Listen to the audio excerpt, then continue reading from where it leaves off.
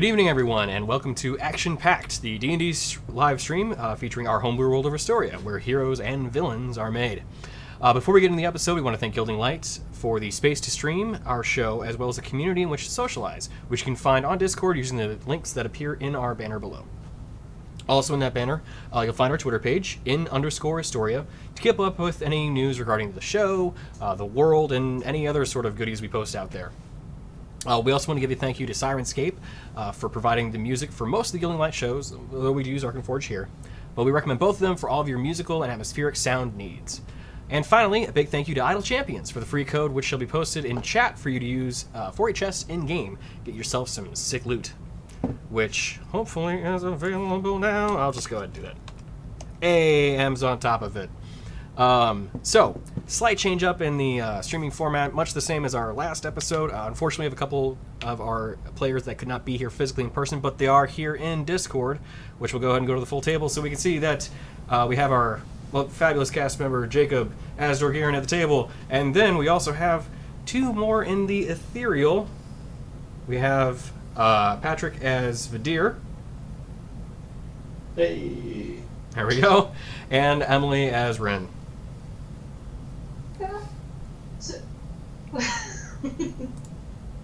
That was a little iffy, but we'll see how this works out.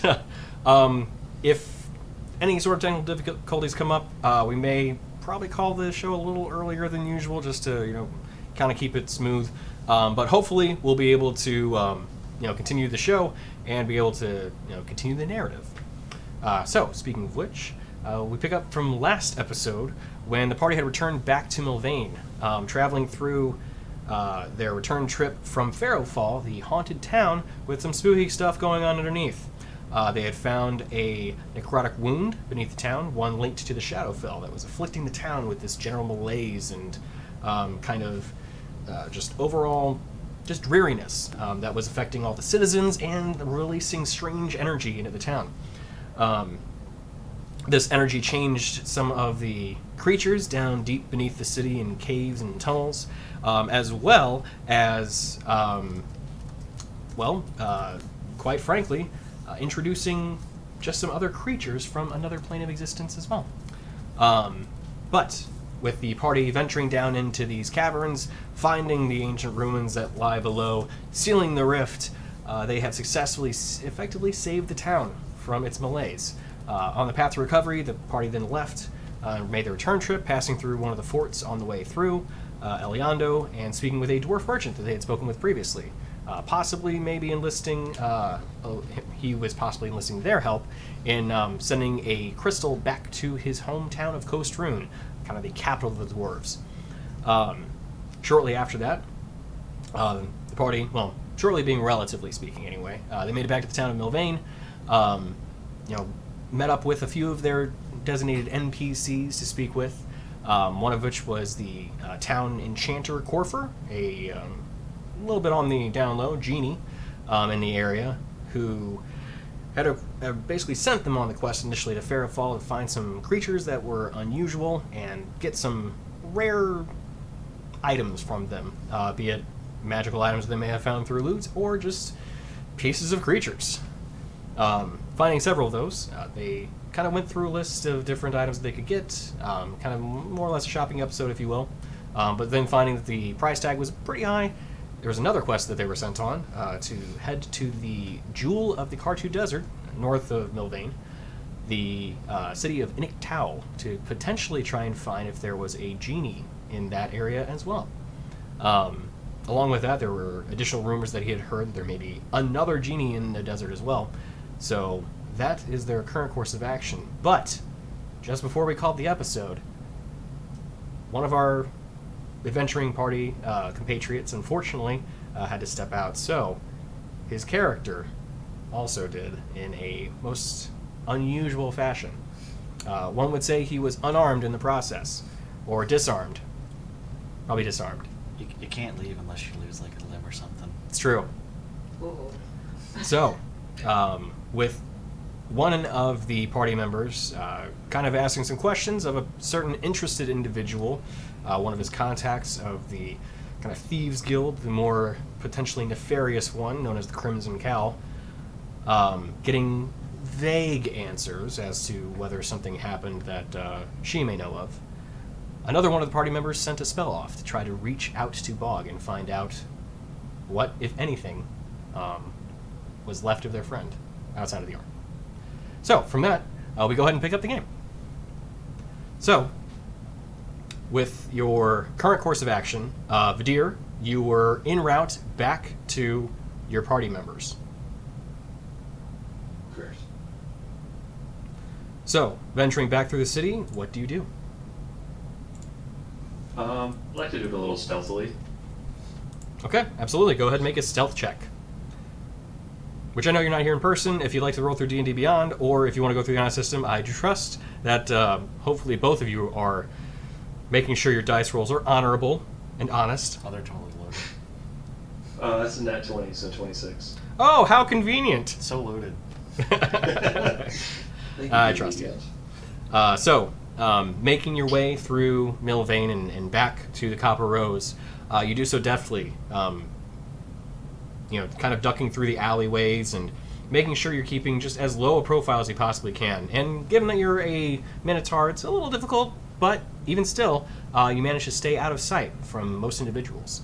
In fact, all individuals. So, you make your way back to the Copper Rose with this information.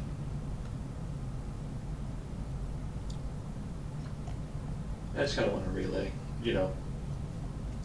she was just as confused as we are about the issue. I don't believe she tried to take or attack Bog.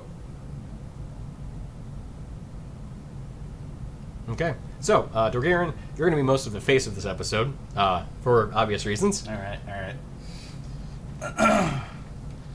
Whoa, hold up. Where did you just go right now, and who do you mean said they didn't do it? Sorry, Harley. She was the one that was going to be going after her. What was that, the big lady who was giving you googly eyes at the bar? That would be I don't know about googly eyes, but that would be the one. Well, maybe I was just a little drunk. They looked a little googly. But the meat will do that. It can do that. Yeah, definitely can do that. No, she said it wasn't them. She was just as confused as we are. Well, why would she be going after Bog and whatever? And if they didn't do it, then who did? I mean, she had the contract from the cow for Bog for the 30,000. The cow? Oh, yeah, right. You weren't there for this conversation. Yeah, she's my contact here, and she works for the cow. One of your bounty contract givers? I don't Close know enough, what yeah. the term is. I believe I'm the macho man. Oh, yeah. Yeah, I mean, right. One of the bounty giver people is, them.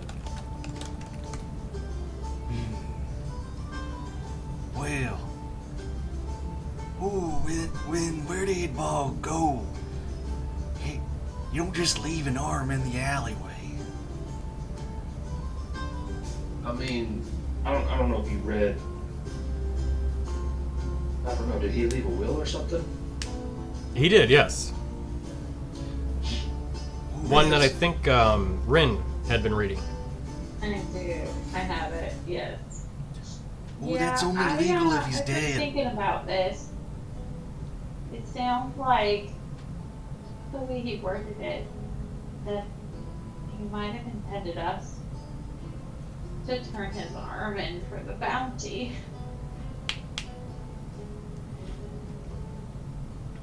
I don't know, legal man. You should look this over. Handing this over to the legal team. Well, I take out some like small spectacles and set them on my eyes. Well, it is a bugbear arm. Mm-hmm. And Borg was a bugbear. Mm-hmm. I mean, I suppose we could. Because, I mean, if you think about it, he could still be alive. And if we could find him and save him, that'd be great. And we will get the bounty on top of it. It's like win-win. Because arms, they don't go back on. If he's alive, I could try sending to him. Oh yeah, that's a good idea. You want me to try that? Yeah. Okay. I try sending to Bog, Okay. and I say, Bog, are you okay? We found your arm. And your will. What did you do? We'll come save you. Tell us where you are, okay?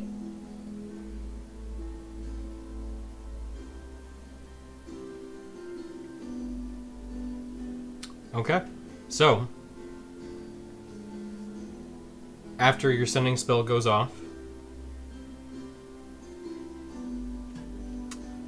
we're going to have to get back to that, which will be likely an answer, I think, privately right now. Okay. But, yeah, we'll have to answer that later. Okay.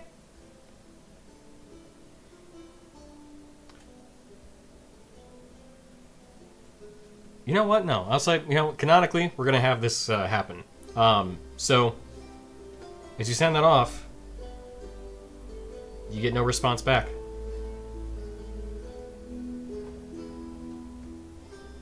You just see Ren's face kind of fall, and she starts to cry, and tears start. Oh wait, hold on. Your little magic thing there, the send. Can they reply if they're asleep? Because I mean, losing an arm means a lot of blood loss. They might be asleep. Well, that's a fair point.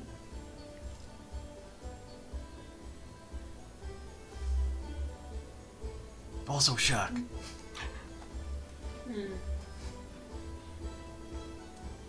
But it could always be that maybe he just doesn't want to respond. Oh, he's ghosting us?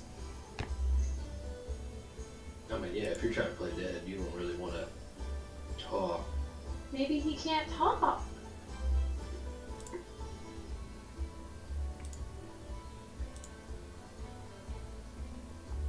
Okay, well, we'll try it again later.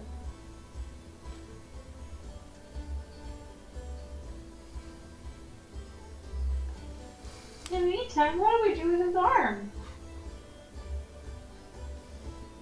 I feel at this point, Rainier would probably just say, we can stick it in the bag. Oh, that's a fair point. Like, how long is that going to keep, though? Like, we may have to turn it in, or we may have to give it to Harley. I don't know about that part yet. Do we know anyone that has a Bob was freezer? here, he could do some magic-y thing and it wouldn't decompose.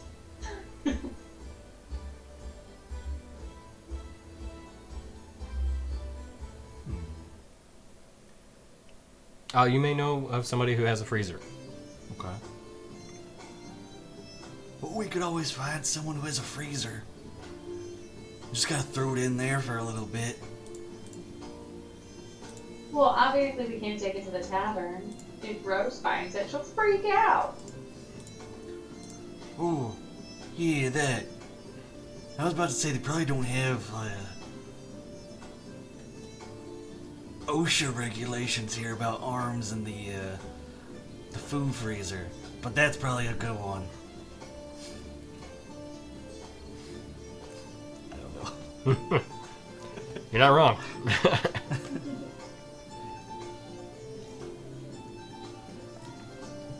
Wonder if Corker has one. Oh, that's a good idea. Maybe he can also cast some magic on it. Maybe track its owner. Yeah. Did we ask the sheriff what time we were supposed to leave today? For what in particular? To escort the member from the... Oh, right.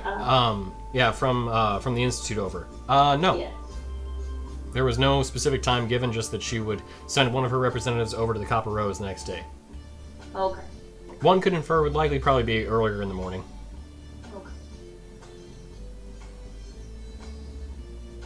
Well, I feel like we should probably take care of this, but also maybe somebody should stay here in case the Institute representative comes by.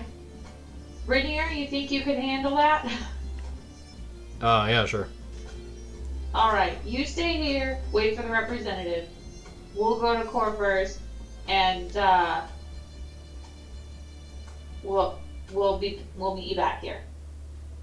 Okay.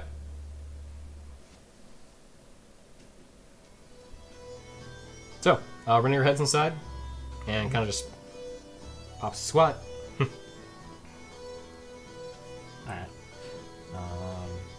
Are we gonna put the arm in the bag of holding? Because we might not want to walk around town just like with a severed arm. Yeah, I think that's a fair point. We'll take the bag of holding from Rainier. Okay. If they fit. All right. So, as you chuck his arm into the bag of holding, where are you going first? I guess Corfers? Corfers? Okay, Yeah. sure. I needed to get your maul anyway. Yeah. Sure. There's arm thieves around here. We might need it. Well, we're like body thieves that only leave pieces. Oh, yeah.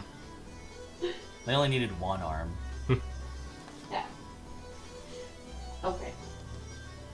So, as you head over to Corfers, the Laystone Enchanted, Leyline Focused, you walk into the same open-doored shop that you found before, and you once again find Corfer standing behind the counter. So you walk in, he has that same kind of, just usual smile and just kind of general relaxed disposition. Hey, welcome back. Oh, hey. Two things. One is my maul ready. Yeah, I finished it up late last night. Oh, awesome. Oh, and two. And then I take Bog's severed arm out of the bag. I'm like, our friend went missing. And, this is his arm? Okay. Do you have any way of, tracking its owner? I can... Yeah, actually. I can cast a scrying spell. And with that being part of him, yeah, normally you only need like a few pieces of hair or something like that, but... Well, I mean... this is a bit more. Yeah, absolutely. Okay. Can we do that? Yeah, sure. It'll cost you, but... How much? For that kind of spell service... let me check my catalog. See exactly how much this is gonna run you. Pulling this up because I don't remember.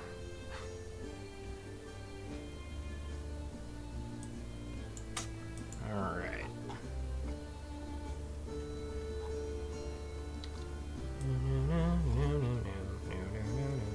Nope. Here we go. Alright, casting that level. Where's my casting stuff? Come on. Sorry. Don't mean to break immersion. Immersion. Yeah. There we go. Spellcasting of that level, that will be 1,500 gold pieces. Are we all good with splitting the cost amongst us? I mean, between 4 people, I'm assuming Renier would be okay with it. I mean, do you give grieving friend discounts? That actually is the grieving friend discount. Normally, that spell would cost you 3,500. That's okay. We'll take the grieving friend discount. Yeah, I'm okay with it. Damn, that's 375 gold pieces a person. Okay. All right. To your other point, your maul is done. Let me, just come on back. We'll head to the back area. I'll need to cast this at the spell circle. Okay. Which I've got your maul back there. Okay. So he leads everybody in the back of the shop, and messed up my arm earlier this week.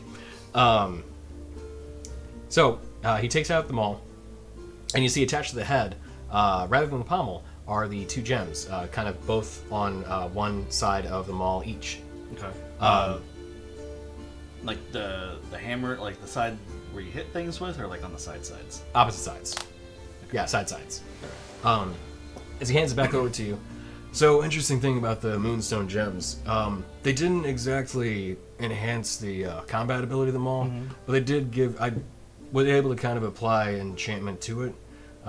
So you'll be able to produce light, not just from the maul, but on something. Okay. And you've got 2 charges with these gems. Okay. So each one can be expended to cast it once. Do they recharge it Actually, not directly in moonlight, but I figured thematically dusk. Okay. So you can cast light twice. Ooh, nice.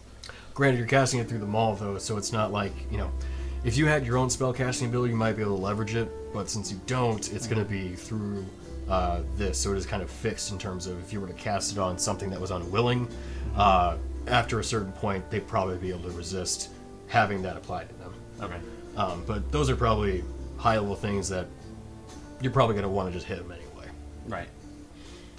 But if you bring more of those, I might be able to continue to augment it and apply different kind of rune configurations and maybe see if we can do more. Ooh, sounds good. But yeah, there you go. He hands it over. Which that should be applied to your maul right now, actually. Now, as for the scrying, that one, well, I'll need the arm.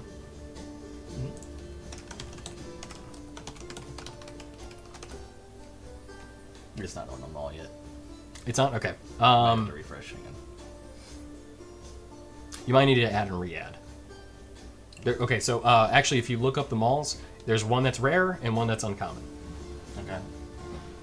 So I've got the uncommon one at the moment. Okay, that'd be it then. Or that'd be why it's not that one.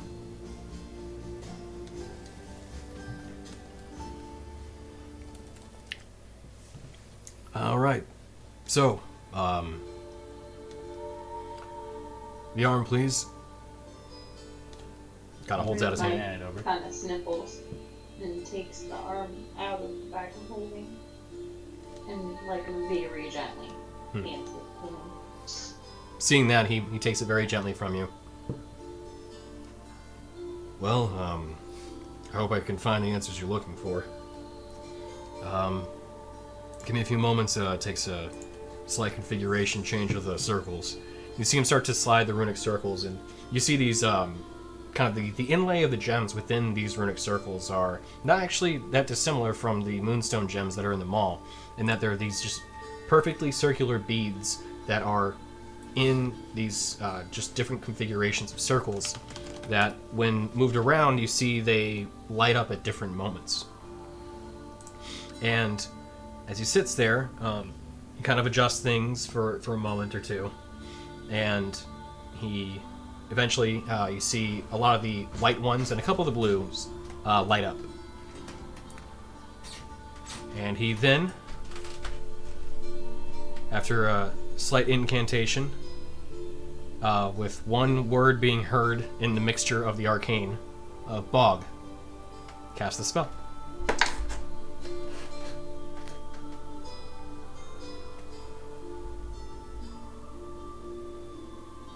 Okay.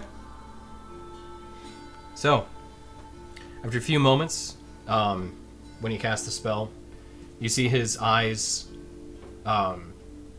they, as he closes them and opens them back up, you see them have this kind of, like this gold glow to them.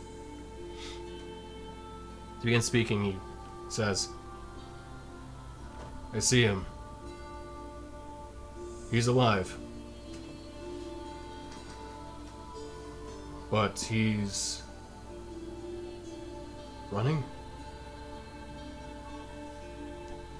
He looks like he's running from something. I can't tell what. Where? I'm not sure. I can see him. He's running on grass. He looks over his shoulder every once in a while, though.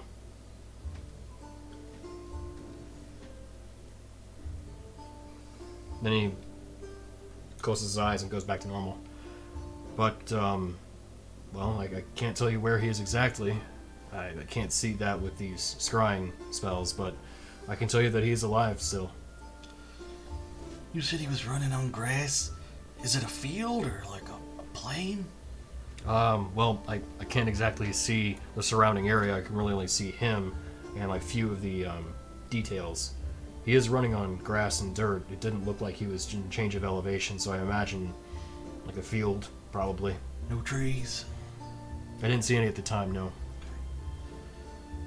He is clothed too. He's not naked or anything. Right, okay. Did he look like he was scared? Not from what I could tell, no.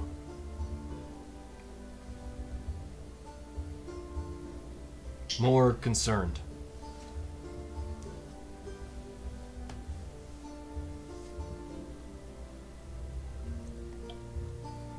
Well, all this went down last night. You couldn't have gone too far. We got us cart and horses. But we also have a job to do. Oh, I think the job can wait. I don't know. If Bob wanted us to follow him, he would have answered me. I think together with the arm, the statement and the will, and what he's doing, I think he's trying to make it clear that he kind of wants to be gone and wants us to cover what we can for him.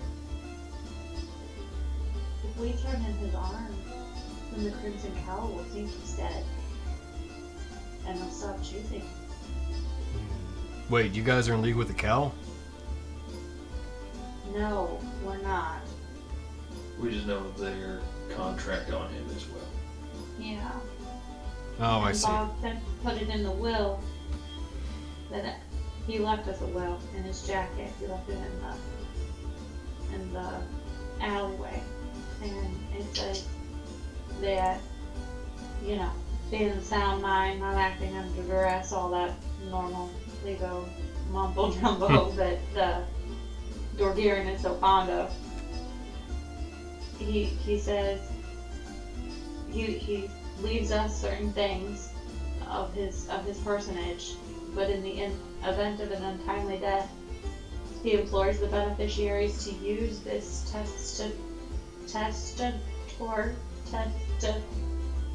his remains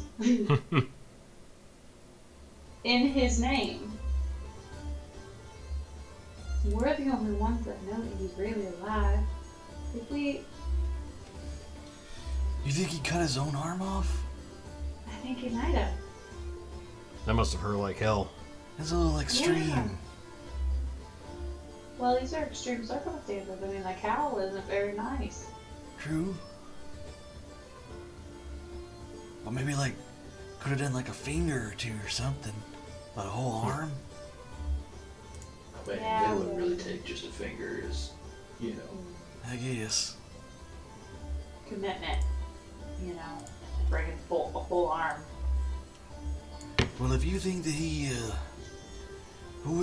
think he did this himself, and he's trying to play dead, I say we, go turn in a dead man.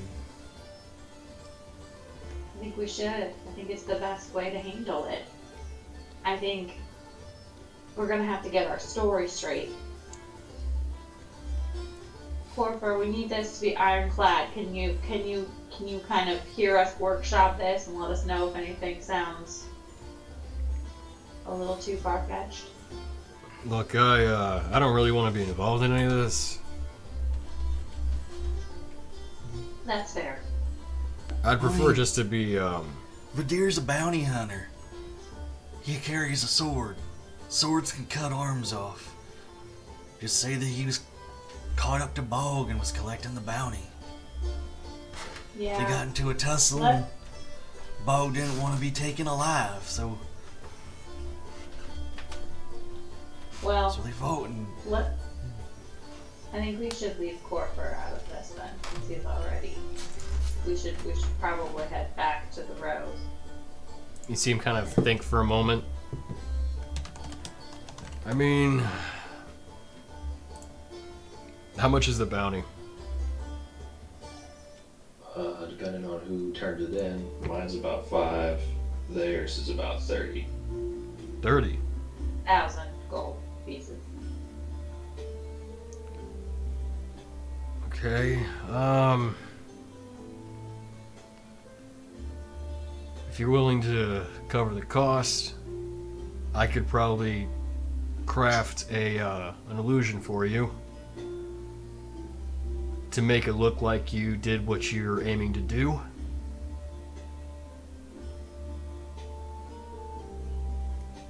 Yeah, what you're suggesting, that, Vadir, you cut off Bog's arm, and maybe he, I don't know, falls in the river or something. Body washes away, clearly dead, but you have the arm as proof. If you were to try and you do that in front of someone, Well, we really have to think it through, because Rose is very fond of him, and we're very fond of Rose. There'd have to be a plausible reason to double cross him.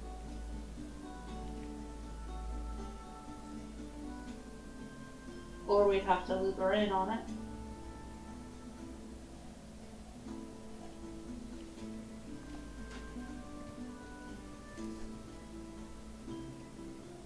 I mean, we do. I already did talk to Harley, so she knows he's missing.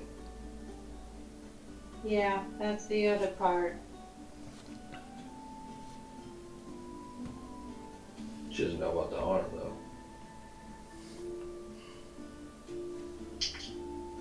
That's true. That could be a reason to double, like that he was trying to leave and we caught up to him and he attacked us. And Where exactly are you supposed to turn this bounty in? well, you need Harley found first, right? To make it worthwhile.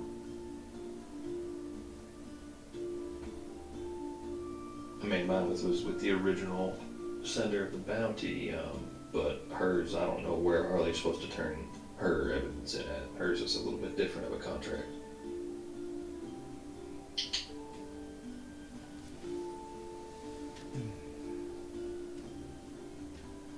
if you want to try and make a history check to, or insight, well, no, history, yeah, history check to see if you can discern where hers might be.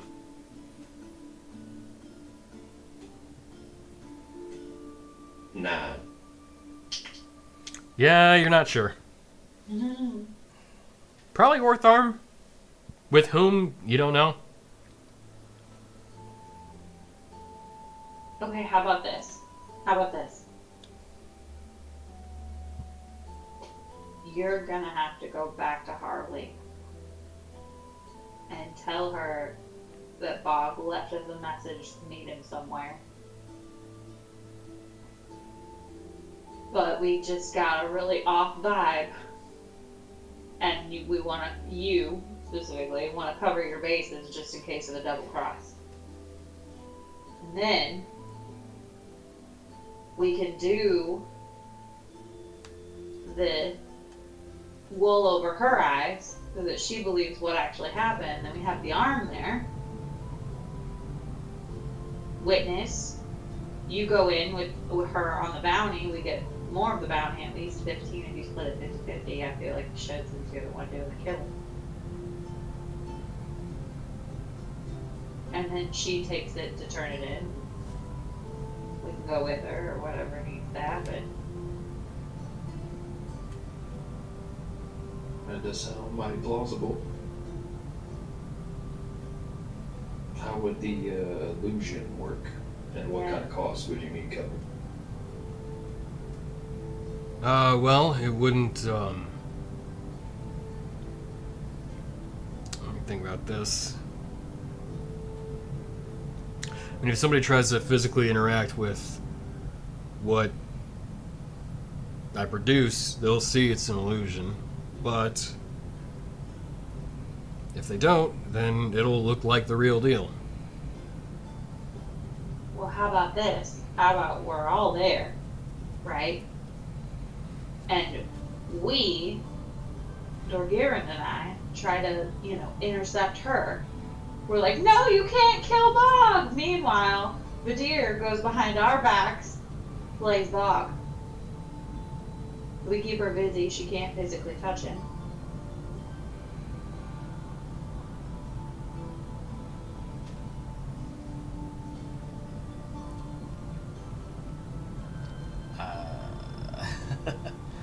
So we're trying to, the way I'm understanding it, we're trying to convince her to go to a location. We tell her, telling her that Bug's there, and then we're gonna try and double cross her. Well, here's where we have to lean on Vadir being sneaky and deceptive. He goes to Harley, tells Harley he didn't feel right about the way that they left things, and he's feeling some shady vibes of a double cross. But he knows where Bog's gonna be, and we're going to meet him. So then she meets us there, and then Bog comes out. She tries to go after him. We fight Harley, but then Vadir goes behind our backs and kills Bog. Cuts his arm off, he falls into the river, etc., etc. I won't have to play like I want to punch her in the face, because I already do.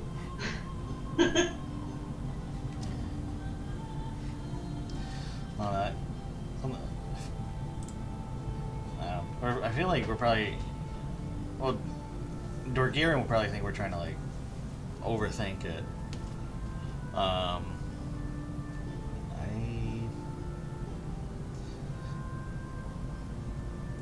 Because she already knows that he's missing. Mm-hmm. Would we even be able to like pull off the, the trick, like the convince her that we found where he's at, sort of thing? Like, because she already knows that he's gone. He went missing, and we don't. And Vadir, was trying to find where he's at. So it might be, she might just deduce that, we don't know where he's at either. I mean, she might smell a rat, but I feel like we have two options. We could do it immediately, or we could go to Farrowfall and come back, and then it'll have been a couple of days. Say that Bog left word with us at Farrowfall to meet us back at Milvain or around Milvain or somewhere out there, so that he could have his cart and horse and stuff.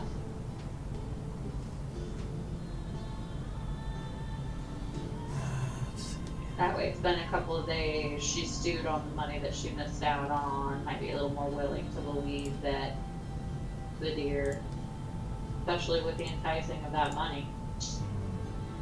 Yeah, we might want to do that. Maybe not like rush it. Mm-hmm. Kind of get like everything straight, figure out, how we would go about doing something like that. Or potentially, we could just bypass her completely and then take the bounty to the original person that gave Vidir the contract. Harley would never have to know anything about it. Harley wouldn't have to know, but she might think it's suspicious that he turned in a bounty on someone that he wasn't previously willing to.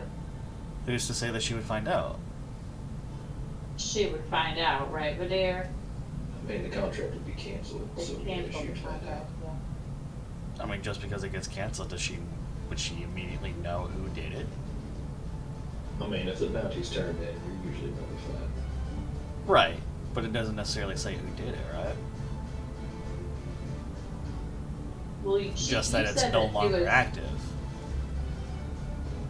You said that she had already said something about you being a little suspect, right, Vidir? I mean, yeah, she knew I wasn't exactly willing to turn him in. So do you think whoever she would talk to would reach back out to her and be like, hey, you got wrong about that guy. He's the one that turned him in. There's a million ways she could find out that it was you.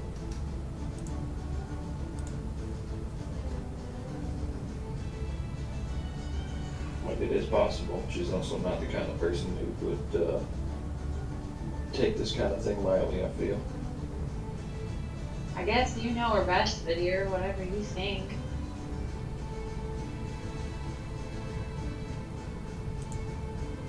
I mean, we might even want to let her stew on it for a minute. And maybe if we come back, I mean, we had the jacket too, which he was pretty fond of. We can, you know, I could be wearing that or something to make it more believable.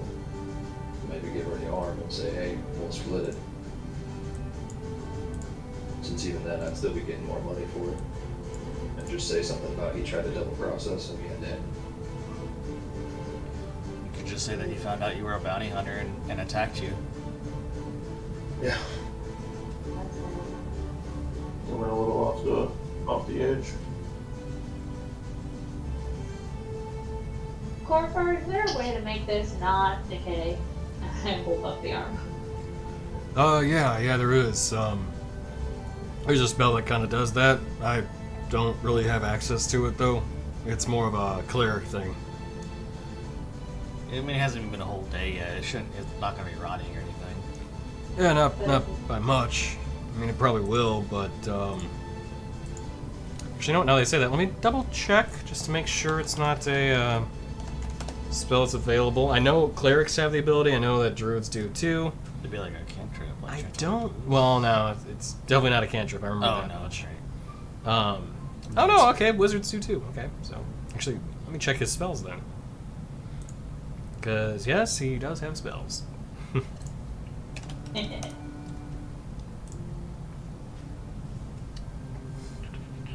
Ah. Kind of looks at it. Actually, I don't have the ability of casting that one. But I might know of someone that could. How many people do you want to get involved in this? That's it for right now. We keep it small. Do you happen to have a freezer? I'm sorry?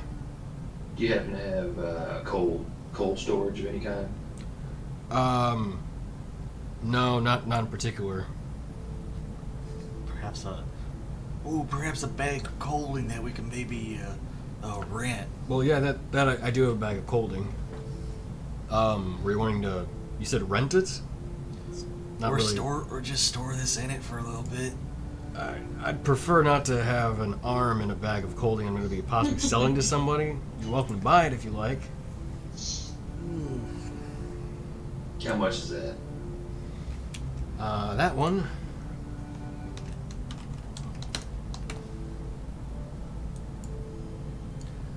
That is 2,000 gold pieces. Oh, that's a little much. It will keep anything inside it cold, including harvesting more parts that you happen to come across later.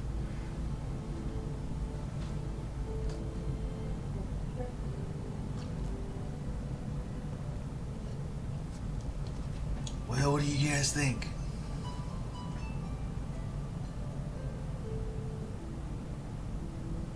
Mm.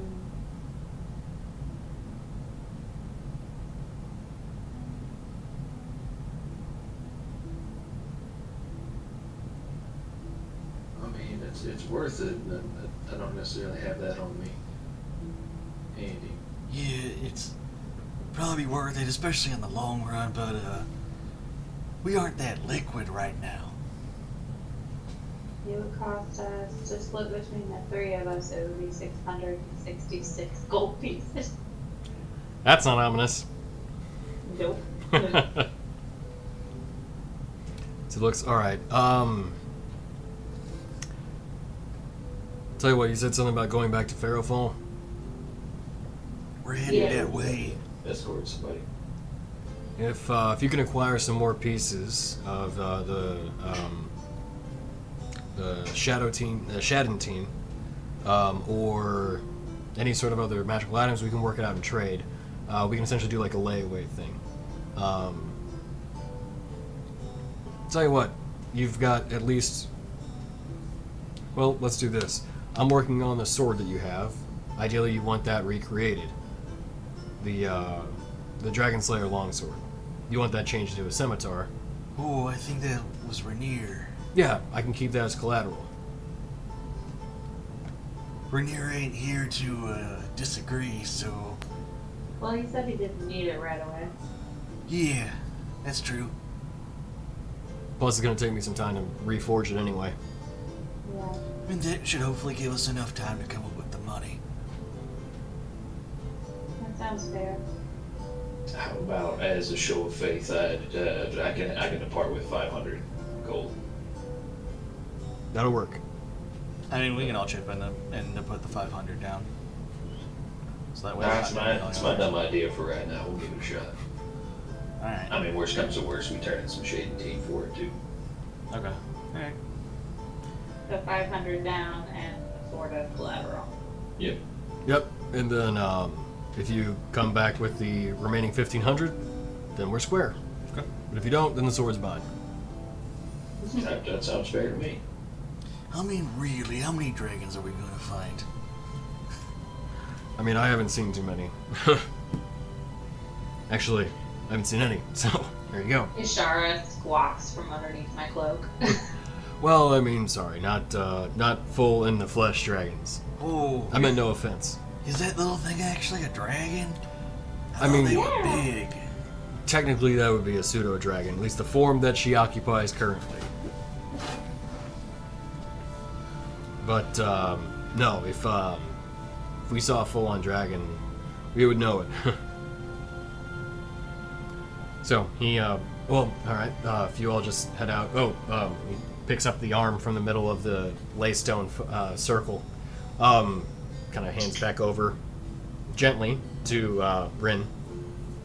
Here's your arm. If we head back to the front of the shop, I'll grab the bag. Okay. Walks up, and as you guys walk out to the front, reaches behind the counter, you see him kind of fumble, or not fumble, but move through some things for a moment. He pulls out a small bag. Looks really similar to a general bag of holding, with kind of like the insewn face, but it has all blue and like a dark blue aesthetic with like light blue kind of accent pieces. Hands it over to you. One bag of Gilding. That'll keep any item inside preserved for as long as it's in there. Okay, sounds good. And then if you toss in anything else that is metal, it'll come out cold. Or I guess any beverages for that matter too. Well, I wouldn't recommend tossing just like a mug in there, but like a bottle of something or a Like keg. a keg. Yeah. Okay, yeah, gotcha. Hands it over.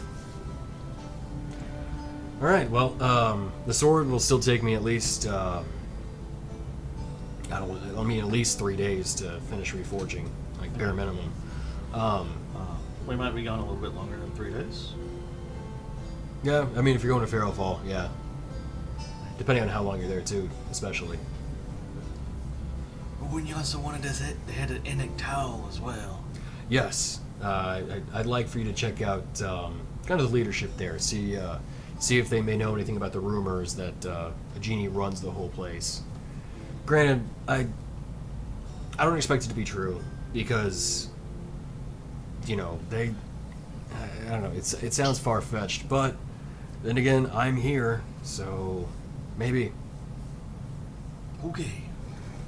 Generally speaking, they're not normally open to discussions with genie of my type, but you know, a lot of my other brethren are more stubborn than I am. So maybe. All right.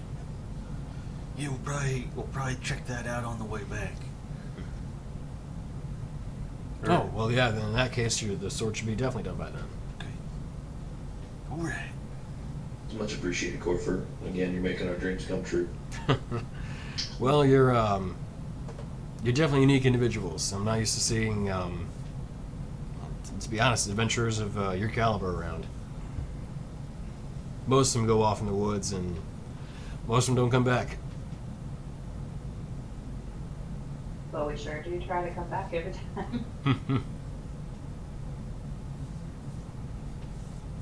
Well, anything else I can do for you today? Well, I think I'm good.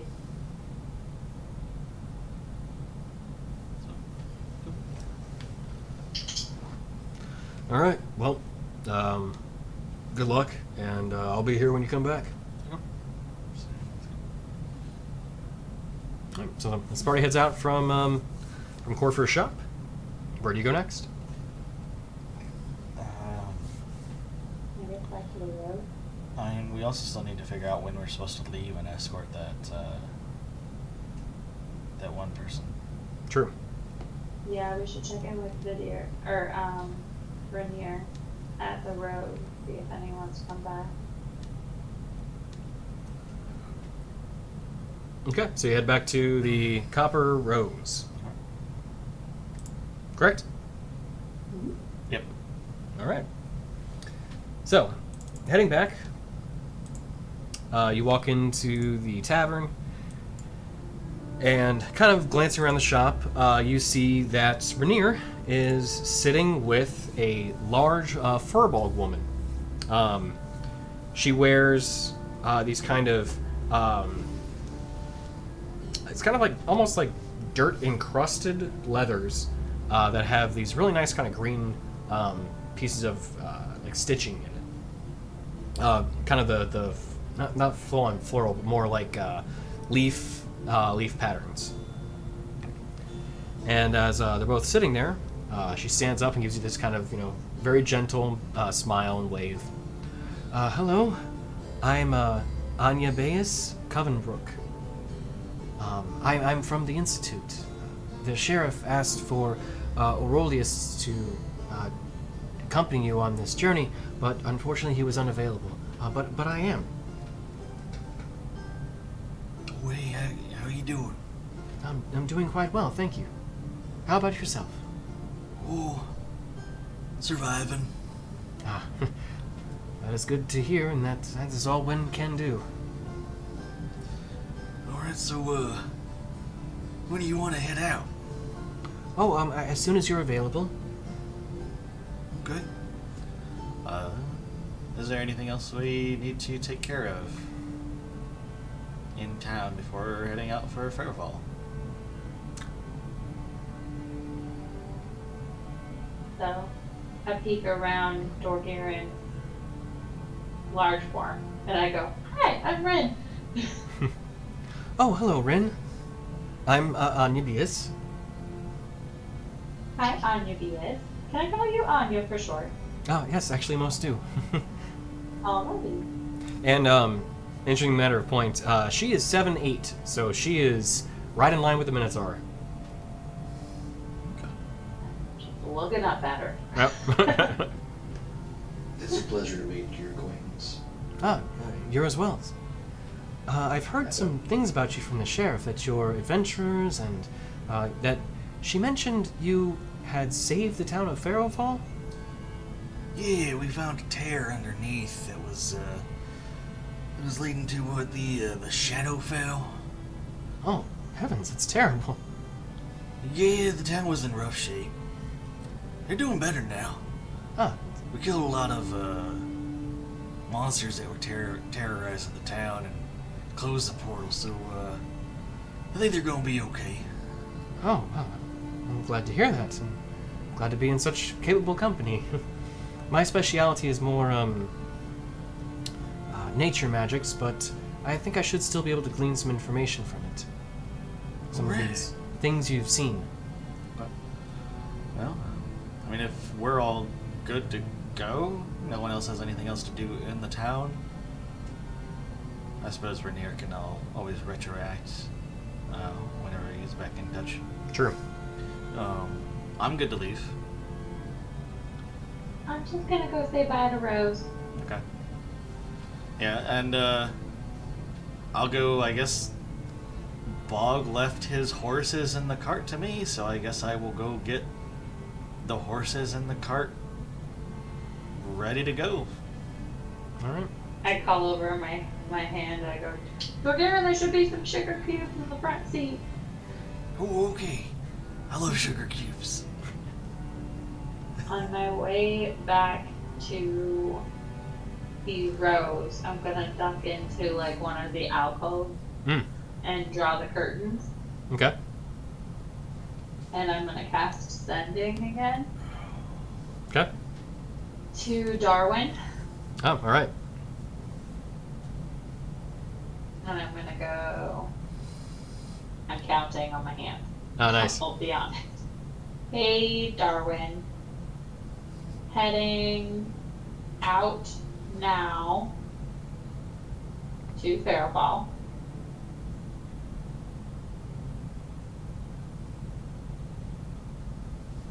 How can we find you if we need to see you?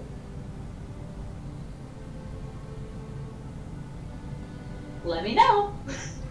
Okay, thanks, bye.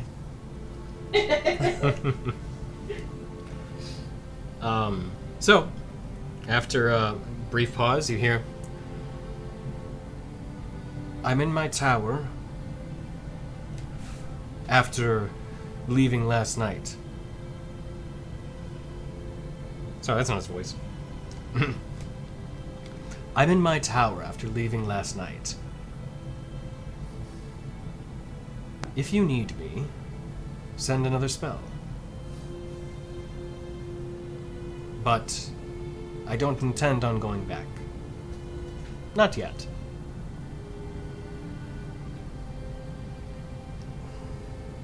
I think he has a few more.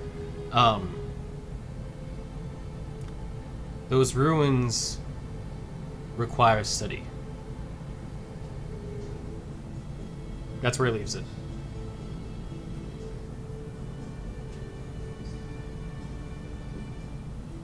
So he went back to his like actual tower in the greatest swamps. Yes. So as far as you've been told, that is correct. Okay. Good to know.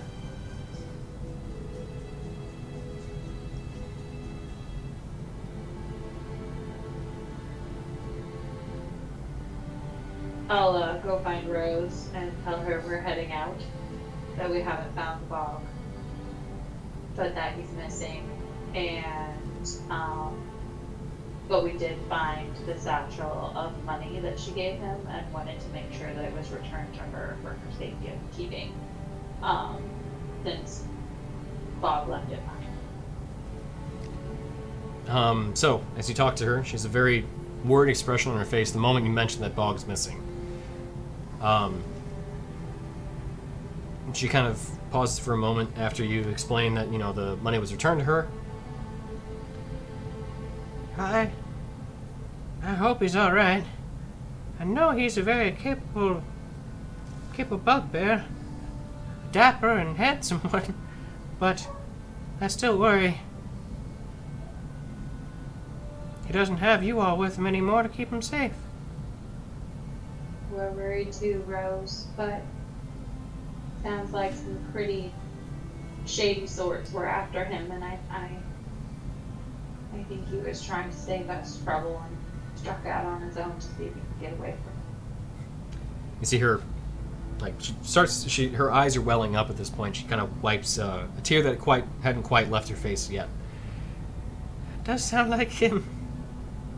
Always worried about others. Always. Well, we have ways. We can find him, we definitely will, but, you know, keep your head down and keep this place open, because you know he'd hate to see it not doing well. It's probably one of the things keeping him going, Rose, is knowing that you're happy and that the Copper Rose is thriving. That's true. Chin up. Yeah. No, I can. I do want to give you something, though. The money was too much. I'll keep most of it, but... You see her kind of start to count out one piece by piece from the bags that you kind of dropped off. If you'd like to help, I want to send you with some money. I think 2,000 pieces should be plenty. I can keep the rest for the tavern, but you need to be sure that you're taken care of too. Rex, you're so sweet. You definitely don't have to do that. No, I do. I need to.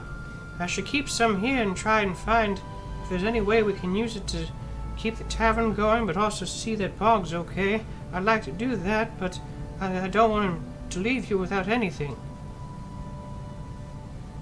You are just a gem of a woman, Rose. You're all my gems. Well, just make sure no one takes advantage of you and keep that money on the hush-hush. Don't let anyone know you have it. Oh, no, of course. I'll stash it away. We'll send word if we hear anything about Bog, okay? Okay. Thank you.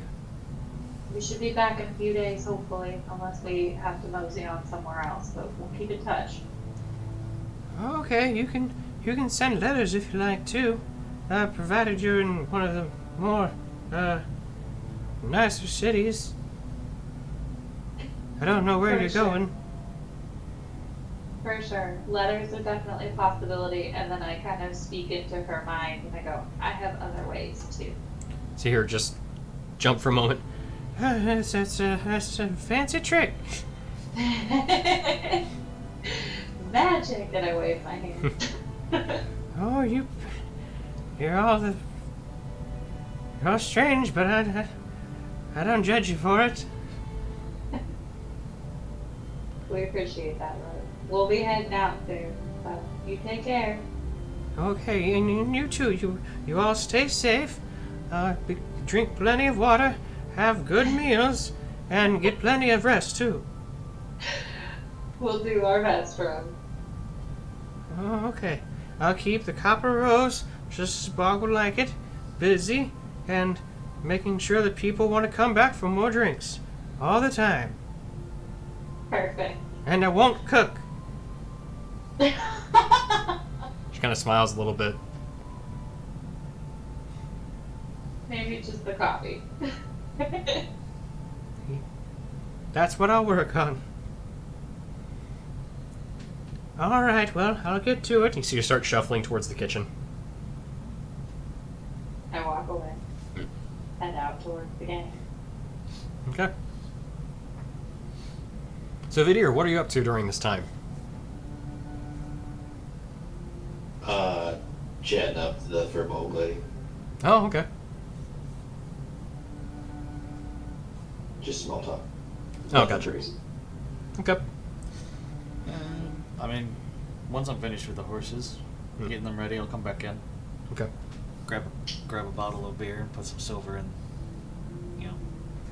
the coffers for it. Gotcha. Oh, we're ready to go. Okay. Well, Me too. as the group all loads up and heads out, you have basically 3 days travel to make it over to Pharaoh Fall. Okay. Actually, no. Sorry, it's a better part of 4. Because you're leaving about midday at this point.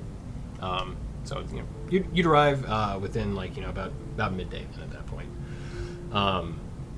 But if you wanted to kind of fast forward to get there, I don't want to cut the episode short necessarily, but at the same time, I probably wouldn't mind just getting into the next one at a clean point. And that's actually a pretty decent spot to call it, depending on what all you want to do within Pharaohfall. Oh no, we need every single detail of the travel there. You do? Okay. Well, let's roll in the random encounter chart and see what happens. No. No, we're flying towards giants on a broom. Oh, don't even worry about it. that's fair. That's fair. You know what? Just to see what would, in theory, happen. You're still in the first tier encounters. I am curious because so if I roll another high one, I will laugh hysterically and also apologize. Oh my god. Are you trying to kill it? Sorry. Roll Your it. dice is You know trying what? to kill it. I want this to be seen on stream. But Jake, can you verify what I rolled? I rolled it right here. I haven't touched him. So Those are loaded. what's that number? Well, one of that has a 0, the other is a 0, and this should be 100. Correct. That is the 100. Oh my goodness. So according to the random encounter chart, you guys would face a stone giant. Hex. Hey, is it the one we need to kill? Maybe. Probably not. But yeah, no random marauding stone giants for the group tonight. That's crazy. What the hell? I rolled 100 on a D100. There you go. Good news is, though, that is non-canonical, so we don't have to worry about you guys fighting a stone giant. Because that'd be a little too tough for you guys. Again, this would be a repeat of the Cyclops, potentially. Oh wait, no. I'm sorry. You're at the next tier. You're level 5. Oh. Okay. So, my apologies. That's not a stone giant. I'm sorry, I'm looking at the wrong camera. That's not a stone giant. It's a beholder. That would be a rock. The giant, Oh no. the The giant flying kind. bird. Yeah, the one that we were talking about that may be flying around this area. That's what you would Yeah. fight. Hitler. Which, for those that are wondering, that would be a CR11, which is way too high. So, yay, we're not doing that. All right. This is the classic rocks fall, everybody dies Yes. kind of encounter. All right. Everybody dies. They're just randomly falling out of the air Yeah. and land on us. That's my favorite one. It's not that boulders or stones fall out of the sky. It's that rocks, ROCS, they fall out of the sky. Because they're much larger than even boulders. All right. Well, you know what? We're going to do a little bit of a departure from the norm in the latter part of the episode. And we are going to do a little jump to a different spot in the world. So, as we kind of zoom in on a specific area, we see a very gaunt-looking man, one with dark, long black hair in this kind of black half plate with feathers on the top of his cloak, staring over a large stone pillar with many different arcane etchings inside of it, on the outside of it, rather.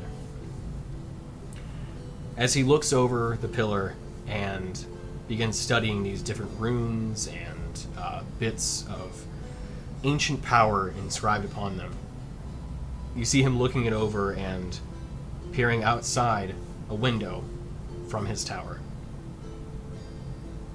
As he looks over the landscape and sees this just saturated land of water and fens He looks off in the distance and thinks to himself.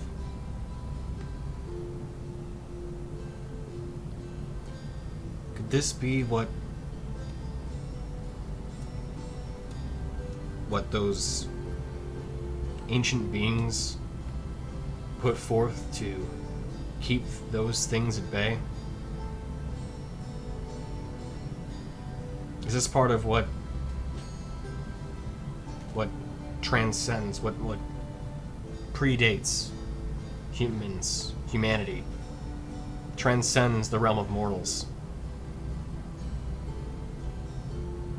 What was meant to keep back the divine?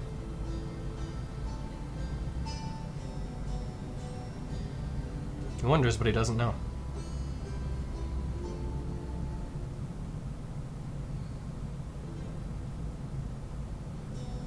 He goes back to the pillar, continues studying. Okay, and that's the little glimpse that we'll have for that little moment. Dun dun. Yeah. So, we're gonna go ahead and call it a little early. Although, while we have a moment, in case anybody in chat would like to ask any questions of the cast, of myself, of the world, I'll give a couple minutes just to see if we have any typed up. Actually, you know what? And let's do a little questionnaire for the cast to me too, outside of any sort of spoilers or anything necessarily for what may come. Do you guys have any questions for me?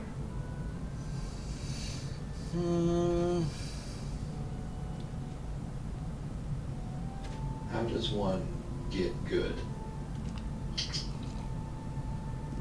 Well, as one who is not good himself, I cannot answer that. Dang it. Yeah. And this might fall under spoiler territory or not, I don't know. But Dorgiran's Maul, you found it in an old shrine to Lysiana, the moon goddess. Mm-hmm. The better moon goddess. Oh, yeah. Obviously, it had kind of like fallen into a bit of a disrepair and everything like that. But as we see, like moonstones and everything upgraded, moon ore. Was this at some point Luciana's weapon? Is it something different, just like an artifact of the gods, or is it just something that was created by the order that worshipped her back on, a long time ago before the current pantheon? And obviously this would be all out of character knowledge. Sure. So I'll say this, as to maintain the in-character, out-of-character knowledge, there's not too much bleed over into one or the other, and also without giving too many spoilers. These elements are not any one artifact that had been created before, but something new. Okay. So it's a new hammer, essentially, being created from something old. Yes. Okay. As to what end, we'll find out in the game. Okay.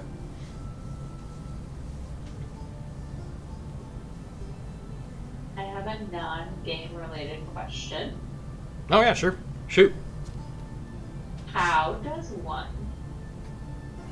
from one DM to the masses, become a DM? What's the best way to prep for your first game? Is it to run a game that's already written? Is it to build your own? Like, what are your tips and tricks?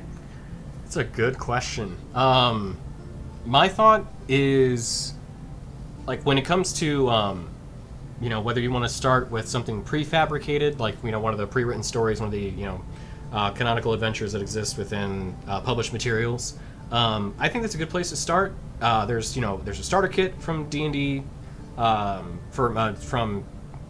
Wizards of the Coast, rather, that gets you into kind of the early levels of DMing. But where I started was just taking the knowledge that I had from video games, which is why certain aspects of the game that we play is kind of video game themed, where we have these interesting monsters that aren't in the books, because I like to toy with stuff too and build things, build monsters and all that. But from my own experience, like, this whole world came from just what was a one-shot originally. It was meant to be a just kind of a one-off, like, hey, we want to play some Dungeons and Dragons. For 5th edition's really popular way back when, and we'll go ahead and give it a go. So I think either one is a good place to start. But if you want to start with some sort of homebrew stuff, just try for a one-shot.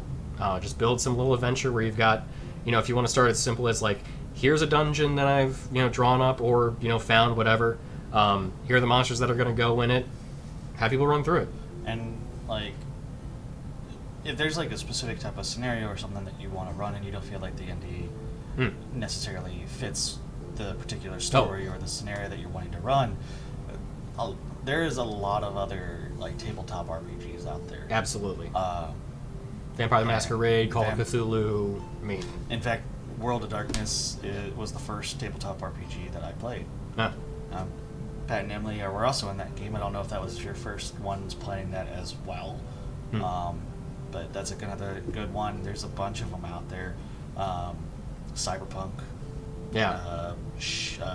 Or if you want to do something like cyberpunky, but want to have some fantasy elements in, there's Shadowrun as well. Yeah.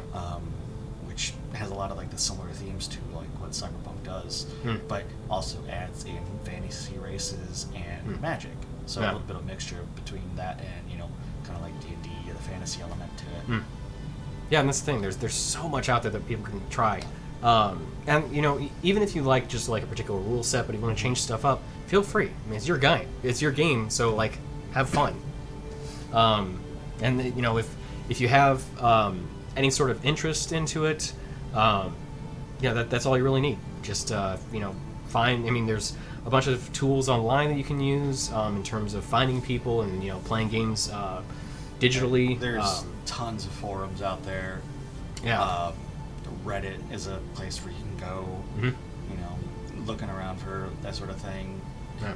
Discord servers. Yeah, I'm absolutely. sure you can find plenty of them where there are people out there that are just, either wanting to, like, be really helpful or just willing to join a game. Yeah. And honestly, as long as they're willing to, like, if you're learning and everything, they're wanting to help out and, test run and everything, go for it. Yeah.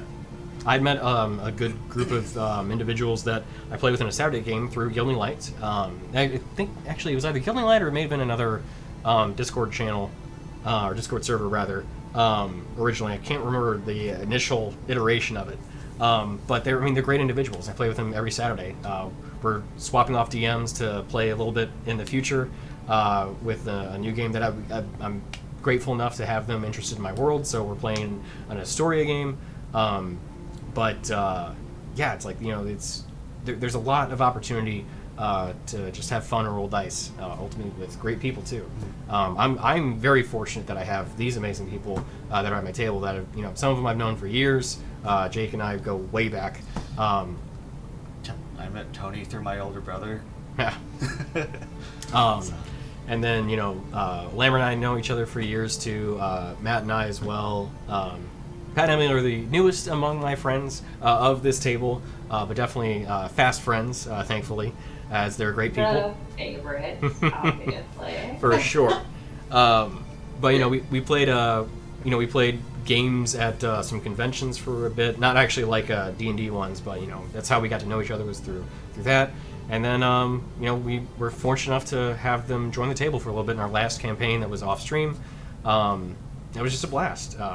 So that's ultimately where this stream has come from, is just that original one shot grown into a full-on world.